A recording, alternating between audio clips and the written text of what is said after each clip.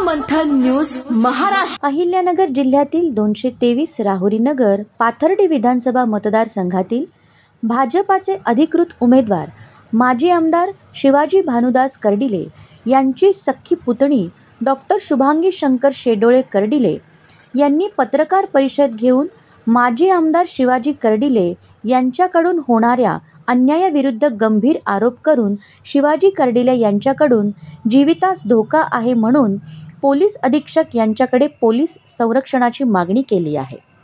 या धक्कादायक माहितीमुळे जिल्ह्यातील राजकारण ढवळून निघणार आहे। राहुरी नगर पाथर्डी मतदारसंघामध्ये अजून काय काय क्लुप्त्या समोर येणार हे पाहणे महत्त्वाचे ठरणार आहे। मी डॉक्टर शुभांगी कर्डिले शेडाळे राहणार बुरहानगर येथे रहिवासी असून भाजपचे माजी आमदार शिवाजी भानुदास कर्डिले यांची सख्खी पुतणी आहे आणि आता ते भाजपचे अधिकृत उमेदवार म्हणून निवडणूक लढवत आहे। राहुरी मतदारसंघातल्या लाडक्या बहिणी सुरक्षित आहेत का, त्यांच्यावर अन्याय तर होत नाही ना, हा प्रश्न मला पडलेला आहे। कारण मी जर त्यांची सख्खी पुतणी असून माझ्यावर अन्याय होतोय, दमदाटी होती, मलाही त्यांचा त्रास होतो, मग मी पण शासनाची एक लाडकी बहीणच आहे ना। मग माझ्या अन्यायाविरुद्ध जर तोडगा निघत नसेल तर इतर बहिणींचा अन्याय कोण कसा थांबवेल, हाच प्रश्न मला पडला आहे। माझे वडील मयत ठकाजी भानुदास कर्डिले हे माजी आमदार शिवाजी भानुदास कर्डिले यांचे सख्खे भाऊ होते आणि त्यांचा शिवाजी भानुदास कर्डिले यांनी जो काही मानसिक आणि आर्थिक त्रास दिला आहे त्याच्याबद्दल मी आज तुम्हाला सांगू इच्छिते। शिवाजी भानुदास कर्डिले यांनी मला ज्या काही वडिलोपार्जित जमिनी आल्या त्या वडिलोपार्जित जमिनींवर जबरदस्तीने ताबा मारणे, त्याच्यावर अतिक्रमण करणे, मला त्या जमिनींचा मोबदला न घेऊ देणे किंवा मला त्यात पीक न घेऊ देणे। जे काही माझ्या आईवडिलांचं घर आहे, 30-35 वर्ष झाले माझे आईवडील शिवाजीराव कर्डिले शिवाजी कर्डिले यांच्या घराशेजारी राहतात, त्या घराशेजारीच माझ्या आईवडिलांचंही घर आहे। त्या घरामध्ये जाऊ न देणे, त्या घराला कंपाऊंड वॉल ठोकणे, ते घर स्वतःच्या ताब्यात घेणं, तिथले लाईटचे कनेक्शन कट करणं, पाण्याचे कनेक्शन कट करणं आणि ते घर मला त्या घरामध्ये प्रवेश न मिळू देणं, अशा प्रकारचा त्रास त्यांनी चालू ठेवला आहे सध्या। त्यामुळे ह्या मानसिक परिस्थितीला कंटाळून आज मी हे माझं मत सगळ्यांसमोर व्यक्त करते।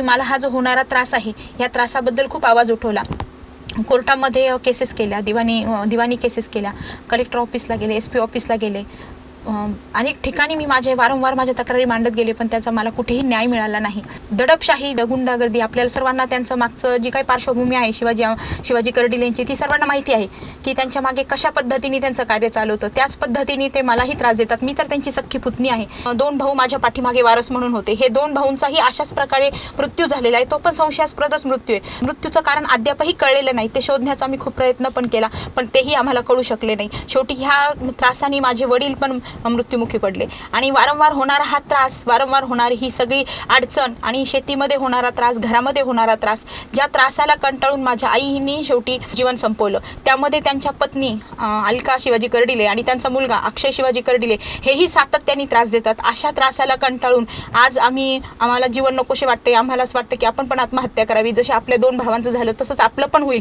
ह्या भीतीने आज आम्ही खूप गोष्टींना मुकलोय। आज माझं तिथे एक क्लिनिक आहे बुरहानगरमध्ये, मी आज तिथे एक 12-13 वर्ष झाले माझं स्वतःचं क्लिनिक आहे। ते क्लिनिक पण मी जीव मुठी धरून चालवते की उद्या काय होईल, उद्या मला एक मुलगा आणि 2 मुली आहेत छोट्या, उद्या ह्यांच्या काही कारणास्तव कुठे खोट्या गुन्ह्यात आम्हाला अडकवलं जातं का, आमच्यावर काही खोटी केस लादली जाते का, उद्या आमच्या जीविताला काही धोका होतो का, ह्या भीतीचा, ह्या गोष्टींचा विचार करून आम्ही आज इथपर्यंत आलेलो आहे की ह्या लोकांपर्यंत आपलं मत मांडलं पाहिजे। उद्या आपल्या जीवाला काही धोका झाला त्याला पूर्णपणे आमदार शिवाजीराव कर्डिले हे जबाबदार राहतील, त्यांचा मुलगा अक्षय कर्डिले हा जबाबदार राहील।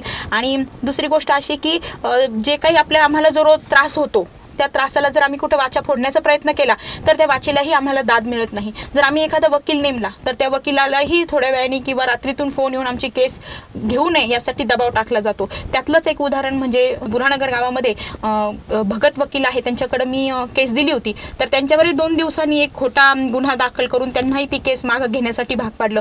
अशा पद्धतीचं वारंवार होणारा आम्हाला त्रास की ह्या त्रासातून आम्हाला कुठेतरी न्याय मिळावा यासाठी आम्ही आज SP ऑफिसलाही जाऊन तक्रार दिली की आम्हाला कुठे काहीतरी न्याय द्यावा आणि आमच्या जीविताला जो धोका आहे त्या जीविताचं आमचं रक्षण व्हावं आणि आम्हाला आमचा उदरनिर्वाह मनमोकळेपणाने करता यावं।